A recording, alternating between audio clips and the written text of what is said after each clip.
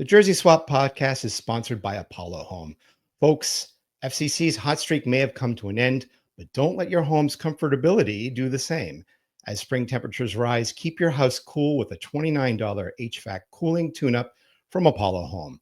Also, just for CST listeners, Apollo Home is offering a $1,101 off of a new AC unit. That's right, $1,101 off. That's a heck of a coupon. And that's CST's gift just for you. Give Apollo a call, send them a text, or schedule online at apollohome.com. The podcast is also sponsored by Beyond Exercise. Beyond Exercise is a local physical therapy and fitness business that helps people stay active and injury-free. In fact, they help some of our local MLS, MLS Next, and FCC Academy players with their health and performance needs. Check out their suite of services at gobeyondexercise.com. Hey, folks. Welcome back to the podcast. I'm glad you can all join me, especially after this week. I want to apologize, first of all. I was at the game in New York City, and we lost. So apparently my lucky streak is continuing for away games, but we are officially 0 for 1, we'll call it. You know, we can reset the scoreboard. Myself and the missus, we took the away trip. 1-0 loss, not the greatest of days, but the game day experience was still good to us. Shout out to Auxilia 1 for being outstanding hosts. It's time to move on, though. We've got a big home game coming up against Austin FC. Our good friend and player my wife loves to gawk at, Brandon Vazquez, is returning to town. Today, we have with us Mike and Steph Crugnola from Moontower Soccer. They are going to give us a little bit of insight from the city of the Violet Crown. Mike, Steph, thank you very much for joining us tonight. Yeah. Thank you so much for having us. Yeah, and you did the perfect national announcer role of calling it Moontown instead of Moontower. Landon and Jeremiah's show has been named on the Apple MLS broadcast. No, you are in good company, honestly. Okay. Mark Rogandino's been a guest on the show a few times. Shout out Mark.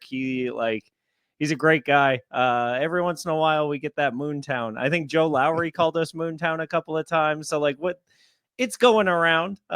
You are in solid company, but that is Moontower Soccer, wherever you find podcasts. Mea culpa. I had practiced so much. I know beforehand. I heard you in the background, you know. I saw the tower on the logo and I'm like, Moontower. And I think Moonshine came in there and then Moontime. And we shouldn't have done those shots before the show, but here we are.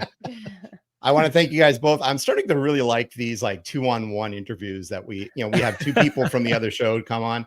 I wanted to get started, sort of hear your story from how you guys got started as fans down in Austin.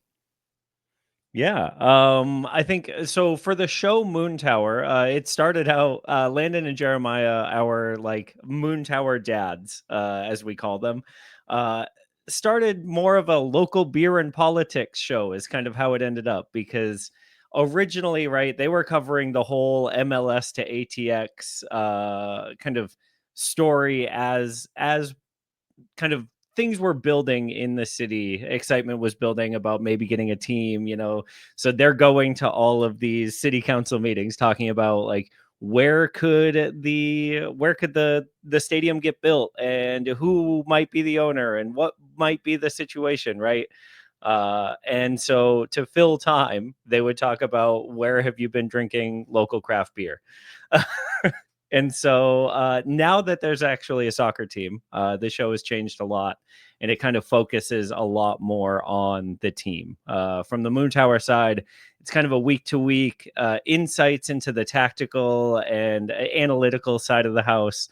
And then Steph and I do a show on the feed called Swoontower Soccer. Yeah, and that is more of we call it the Tiger Beat podcast, but that's for a generation. So it's more arts and culture. It's a way for us to, gently remind folks that these are human beings behind the players on the pitch. And so we rate their pre-match fashion. We look through their social media. Austin FC has an adoptable dog as a mascot of each match. and we interview the dog, as you do on an audio only podcast. And so we get a little bit more of a like full picture of their lives and their personalities. Now, I'd also wanted to ask you guys. I've followed quite a bit of the Austin scene in terms of their soccer. The Aztecs came around back when Yeah. USL was in its maybe its infancy, its growing pains, and then Austin Bold came in after. I think the Aztecs went to Orlando, Yeah. and then Orlando went to Lou City. So we have a little bit of an outside connection. Were you guys fans of those teams before Austin FC came to town? Yeah, so I moved to Austin in 2013 from Boston. And so I was supporting the Revs as my MLS team. And I moved to Austin and I found out Austin had a local USL club. And so I was going out to House Park at, me and 40 other people that I did not know because I was new to town. And so I wasn't talking to anybody, but I was watching the soccer. And then it got stolen from us, right? Adrian Heath leaves town and heads to Orlando for them to eventually be able to justify having an MLS team, right? Right. And all of a sudden, I'm left without local soccer. Austin Aztecs 2.0 comes around. They are around for a year or so before a gigantic flooded the field out and like ruined the rest of their season, where they had to like scramble to find places to play, and then they shut down the next year. And so MLS to ATX comes up, and I'm super stoked on it. After we get the bid to win an MLS club, which I'm sure we'll get into, being that y'all are Ohio folks. We have opinions on that, yes. Yeah. The way the kind of like next step of, we don't want the stadium in North Austin, so Austin Bold gets created in South Austin as a way to try to block MLS from coming. It's a spicy local affair. And so I was never a Bold guy because I was already full in on getting an MLS club by the time Bold was incorporated. Well, I mean, that's an interesting way to put things. I mean, we've always heard the story of the Anthony Precourt disaster up here in Ohio, and saved the crew, which is both great, hashtags. by the way. Like, absolutely. Yeah. Especially like the rivalry that Cincy and Columbus have is fantastic. I'm so glad the crew got to keep their team and Austin got a new team. It couldn't have worked out better for everyone. I also think it worked out great making Texas this derby state. I mean, I feel Texas is big enough to really incorporate a lot of competition, not only within MLS, but you've got San Antonio, you've got El Paso that you guys played in the US Open Cup last night. Yeah. There's a lot of, I think, vibrance down there. Maybe speak a little bit on how that experience has been with Precourt as an owner. Steph, do you want to kick us off with your thoughts? Just go for it. No pressure. No pressure. No thoughts, just vibes. Honestly, like I'm of the mind that most ownership groups kind of suck. I don't know if I can say that on this show, but I don't know how extreme the language gets, but like, let's be real, they're all billionaires, right? Yeah. And so there's a gap between normal humans and billionaires conceptually anyway. And I think my whole like take on the thing is that Austin fans did not go up to Columbus and like pack the bags. Grinch in the night, like taking their football players and driving them down to Austin. What Anthony Precourt has done to bring us MLS soccer, I am very grateful for. I'm so excited that the crew got to stay. Like, I do think that it is a win-win. Yeah. And I think too, something that I have seen in the past from like folks in Columbus, especially, like the way Precourt ran Columbus as a club, I think is shameful. And it seems like he has learned a lot going from his first club to Austin And the way that he's invested in the team, the way that he's invested in the facilities, the way that he has built a team, like a front office team that engages with the community in a really active way. I don't know if you can't see it exactly on the camera here, but I'm wearing a 4ATX Foundation shirt right now, which is the nonprofit arm of Austin FC. They are super involved with building local soccer pitches all across the city. Mhm. Their goal is to have every child in Austin within 3 miles of a soccer pitch Wow. for them to play on. And so, like, And we're not talking about like replacing a tennis court. We're talking about soccer pitch. yeah. Either at least soccer pitches or at least a mini pitch, ideally full size pitches. Yep. Mhm. Oh, wow. And in Austin, it's hard because it's hot a lot. I don't know if for folks who are listening, and might not know, it gets warm here, and so grass maintenance is really hard. We have a lot of turf fields. We have a lot of that like spongy, soft ground, I guess, like a tennis court might be, Mhm. for like mini pitches and stuff like that, which is just a function of the world we live in Austin. Yeah, I really think like you sort of do have to live with the people that can finance these things, and it Yeah. is sort of you're sometimes they call it a puppet situation, sometimes they call it a tether situation where you're tethered to the person that can afford these things, that can provide for the community, and it's hard to dance around that sometimes. Right.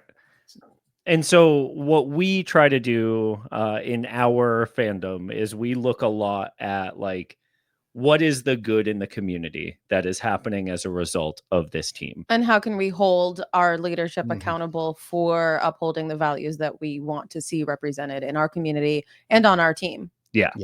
I really hope that a lot of people look at it this way, that as fans, we can do a lot to also influence the ownership group, the front office. They listen to what we want. They listen to the way that community and the team should interact.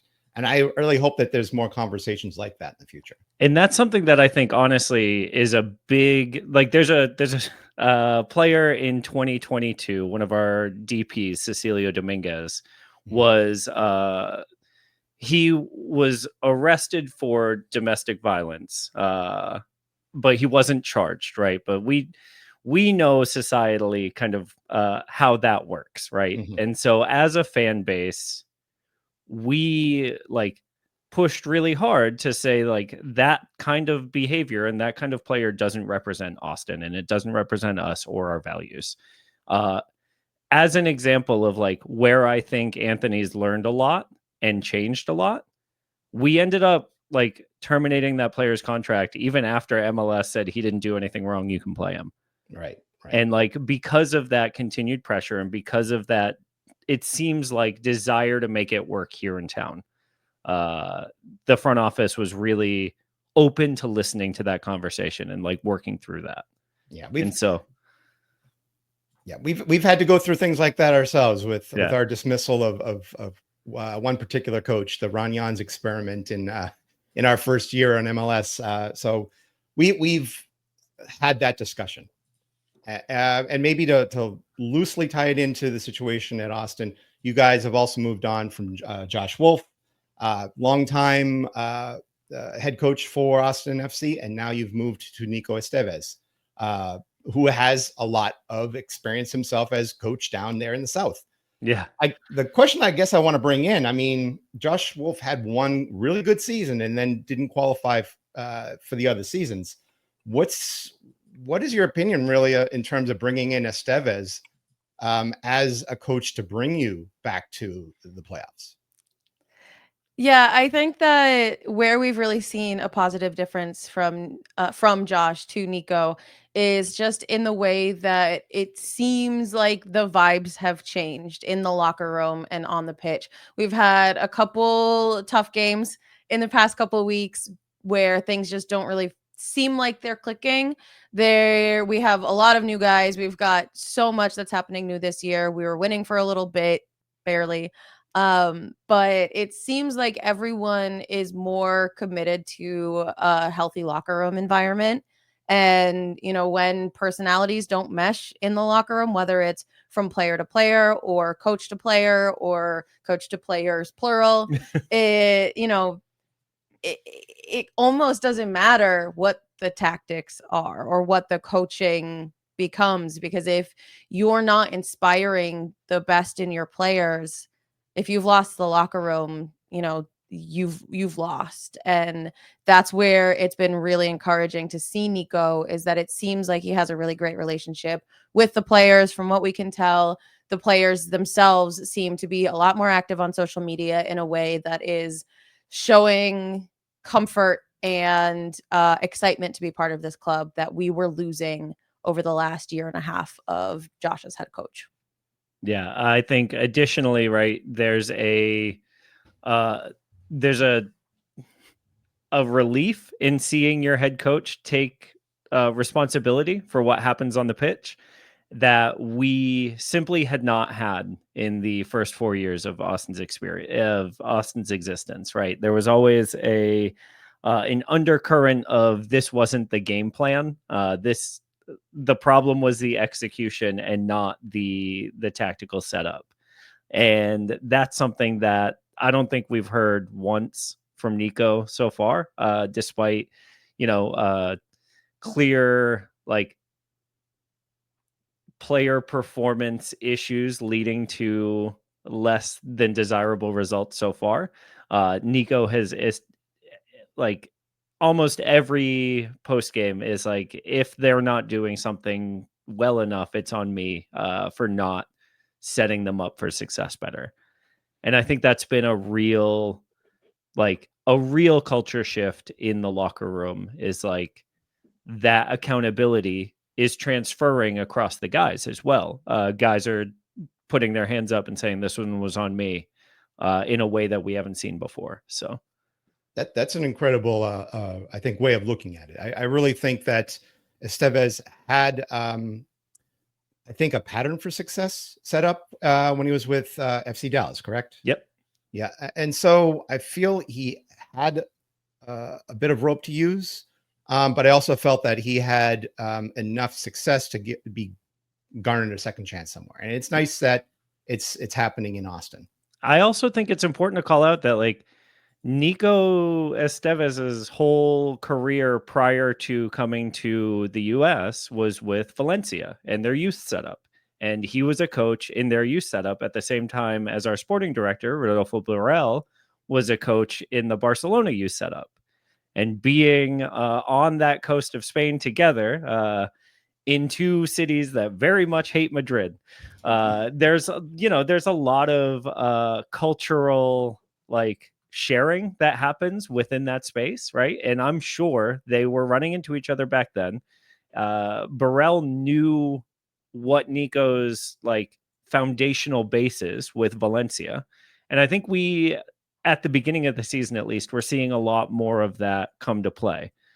In the second team matches, we're seeing a lot more of that style start to be introduced with the Austin FC 2, a lot more direct play in the beginning of the season. And so I think the folks who look at the Nico Estevez hire as a MLS retread from Dallas, who was part of Greg's coaching tree, right? I think they're missing a big part of the Nico Estevez story that is interesting to our sporting director. Yeah, I think that whenever you look at what coaches come from the tree of other coaches, I really think that at some point you have to sort of distinguish when they become their own plant. I mean, right. Pat Noonan, that's great. For the longest time, Pat Noonan was always a Jim Curtin guy. And now that Jim Curtin's not there, obviously the tree is going to start springing up its own saplings. And I really think that given the chance, people like Nico Estevez can do that. Let's move on to a little bit more of the additions and subtractions of the team themselves. You got a certain guy named Brandon Vazquez that I hear you guys picked up in the offseason. He's a Monterey guy, right? That's his whole history. I hear he came from Atlanta and Nashville, and then another team in the middle there. But you also have a bunch of other movements that have been made. One notable subtraction, I'll say, Sebastian Driussi out $10 million to River Plate. Yeah, but at the same crazy. time, you picked up a lot of other pieces. Ilie Sanchez from LAFC on a free transfer, which I'm shocked by.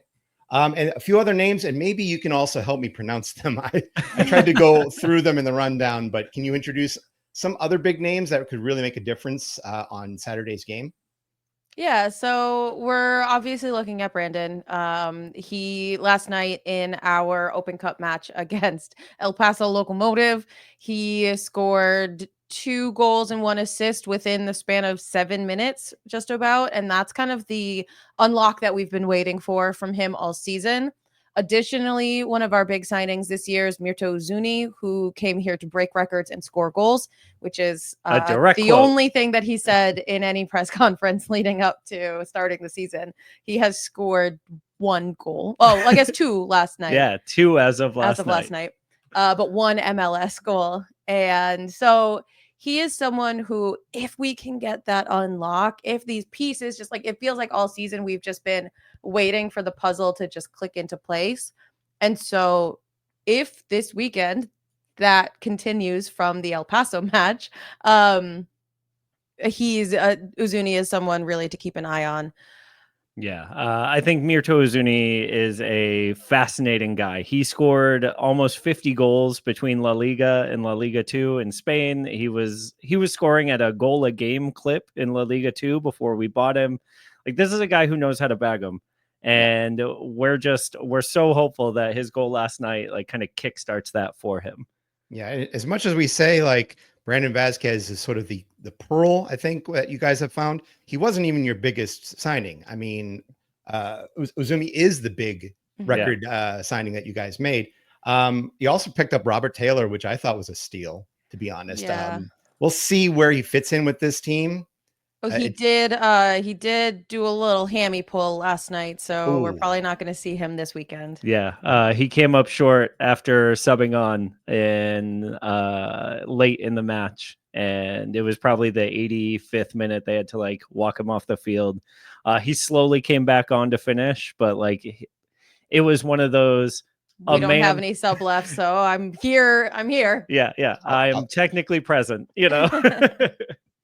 But I mean, so as much as I had made those, names sort of, we've gone through those names and additions, I still go back to Drew Yusi and his departure. And it feels like looking at the first 10, 11 games of the season, the offense hasn't been there. I mean, do you feel that with all these names that have come in, the big stars that have come in, that enough has been done to equal the output that you've lost? Yeah, I mean, Seba barely scored any goals last year, so like what's the difference? Truthful. Yeah, I think I think the way Seba played in Austin would not have necessarily changed, at least over the past 2 years, would not have necessarily changed the way the team has looked this year. He's not a connecting midfielder, right? He's not that traditional Argentine 10 that I don't know, maybe there's a player, God, what's his name? Lucho Acosta. Have you heard of him? Oh boy, reminiscing here, memories. There's a guy like him. There's there's another guy. He goes by one name. Evander? Is that it? Like there are connecting 10s in this league. And Seba was not one. Seba was more of a box crashing second striker. So like all those goals came from that, but he had people creating around him for that to happen, right? We had Diego Fagundes in 2022, who was playing that creative connector role from the wing, kind of what we were hoping maybe Robert Taylor might be able to bring to this team. But, we haven't seen that quite yet, and now we might not see it for a few weeks. That said, I'm super happy for Seba that he's scoring a bunch of goals now with River. He's down there. I think he's got 4 goals in 4 games. It was clearly a change of scenery situation for him. Things had fallen out here. The fact that we were able to bag 10 million for a guy who put up the numbers that he did over the past 2 seasons is wizardry. And so ultimately, I think we're in a space where if a young player like Owen Wolf or a relatively young player like Danny Pereira kind of can step up this year and be more of a creator, we'll be all set. If they can't, we have a bunch of open roster slots and a bunch of allocation money that we can use to go out and sign somebody to connect the attack and the defense. Yeah, I mean, I think you guys have some DP space, if I recall. We don't have a DP space, but we do have almost all of our TAM. If you're a sicko, if your listeners are sickos, we have almost all of our targeted allocation money still available. So we're going to be making some deals in the yeah. That's okay. Exactly there. Yeah. Let's talk a little bit about this game coming up. I mean, Austin FC making the first appearance at TQL Stadium, the first matchup between two teams since that 5-0 ram shot that we had down there. I'm looking at sort of how the formation is. It seems to be a typical 4-3-3. The likes of Vazquez up front with Uzuni and Bukhari at his sides.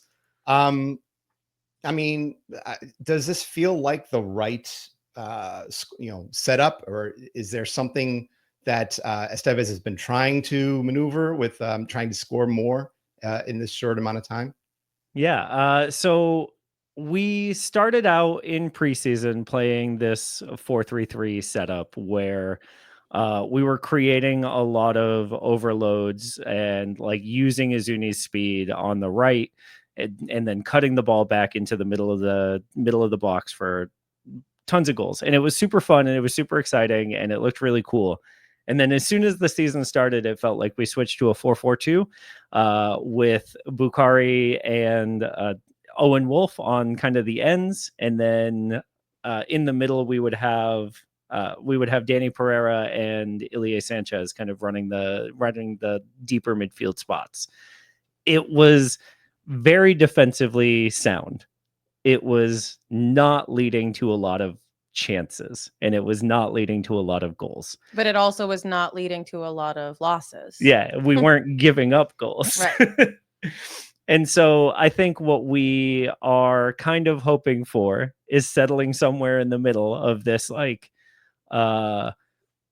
boringly defensively sound 4-4-2 and what should be an attacking, exciting 4-4-3 that just hasn't been able to connect from the defense into the offense just yet. I think this weekend I'd rather see him stodge it up and put that 4-4-2 in and just sit deep and not give Evander the space on the ball that he needs to make those passes to Denke and Oriano up front. Like that would be the ideal for me. Yeah, I'm glad to take a real big hit on my fantasy team this week. I mean, I really think that this team should be playing better. I think that last weekend was sort of a blip because of the weather, because they were also missing Pavel Buka, one of their key cogs in the middle. Hopefully they have an almost complete team on Saturday. But if we were to put things together and give you guys a few fake money to bet on these types of games, I'm not saying you should. You can always become a Patreon and join our Growler Cup and predict these games. Ooh, nice plug. That's how it is. How do you see Saturday's matchup turning out?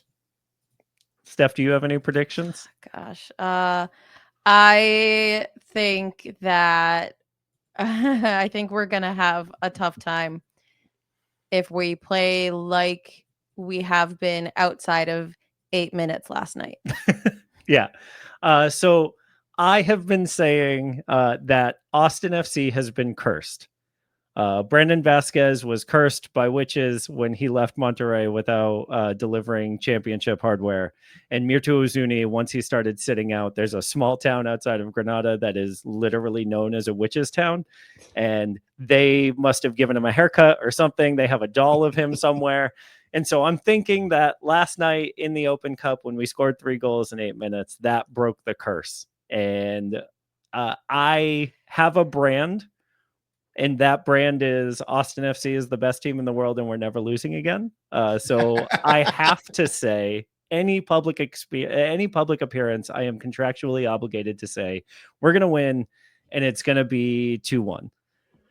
That's always a safe approach. I feel 2-1 has always been my go-to in terms of how I see MLS games score turning. lines. MLS score. I mean, it's not the over, it's not the under. It feels like it's right in the middle. I see it ending up that way, but I think FCC is going to be on the top of this one. They don't have. If I weren't me, I would agree with you. They don't have too many players that are still left from that game that they played down in Austin. I think maybe Haglund and Kubo might be the only players left that you shored up that back line for sure. We shored it up, and I think that's why it's going to stay 2-1. I'm not going to say clean sheets for anything. I think we're still waiting for like some Matt Miazga to get back to full health in 90 minutes. Whenever you pull him off, you pull off a lot of responsibility and vocal leadership. I simply would never use the word responsible and Matt Miazga in the same sentence, but I'm curious to hear more. Tell me more. And if you don't want to get into it on your show, we can get into it on our show in just a little bit. Exactly. We can do a little cross promotion. I think I understand that he talks the wrong talk sometimes, but I also feel that giving him the captain's armband gives him that bullhorn to talk. Yeah. And we'll see if that gets him in trouble, but it hasn't yet. Yep. He's never been the captain for the team. That was always Lucho Acosta. So we'll see exactly where that takes him. But I feel that the experience that he had being suspended in the postseason, the injury that he had from the San Jose game, I think he's at least got a little bit of comeuppance, karmic backlash from that. And I mean, a lot of us feel that he's the right guy to be the captain. Yeah. Whether or not he stays in his lane as the captain is to be seen. I think Matt Miazga is one of the all-time. If he were on my team, he's the best. If he's not on my team, good Lord. I think Diego Rubio on Austin FC is another one of those guys, right? You could assemble a whole roster of those guys. Lawless Abubakar from Colorado and now with FC Dallas. Like, there's a whole roster out there. Kosi Tafari. Yeah. Yeah. That's a great team to raise your blood pressure. So we're saying that there's going to be a whole bunch of whispering in ears in this game and miss the penalty kick or yeah. So I'm just bringing him a pizza, bro. He looked hungry. We'll see how many people are up to here on Matt Miazga. Yeah. Everybody watching this on video, you're getting a kick out of it. Do want to close things down. We'll definitely roll this over into your show afterwards, but I want to thank you guys for giving us 30 minutes insight into how this team was constructed and how it looks after everything's been put in place. Where can we find you guys on social media and your podcasts? Yeah, you can find us at patreon.com/Moontower Soccer. No, Moontower Soccer everywhere. We're on Blue Sky, we're on Instagram, we're on Patreon. We're also wherever you get your podcasts. So yeah, find us there, Moontower Soccer. Excellent stuff, guys. I mean, thank you for joining me for this 30-minute metaphysical jersey swap. I'm glad to talk with you. And, if you guys want to listen to more of these podcasts from us at CST, go to our website, CincinnatiSoccerTalk.com. Go to your favorite platform, access our podcasts there. Go to Cincy Soccer Talk on X, on Blue Sky, on Instagram, in Facebook. We're all over the place. I guess you could say we're worldwide in some sense, maybe not to the extent that a lot of people consider the world nowadays. But hey, Mike, Steph, thank you very much for joining us. I say this to all my guests. Keep your kit clean. Thank you for your 30 minutes.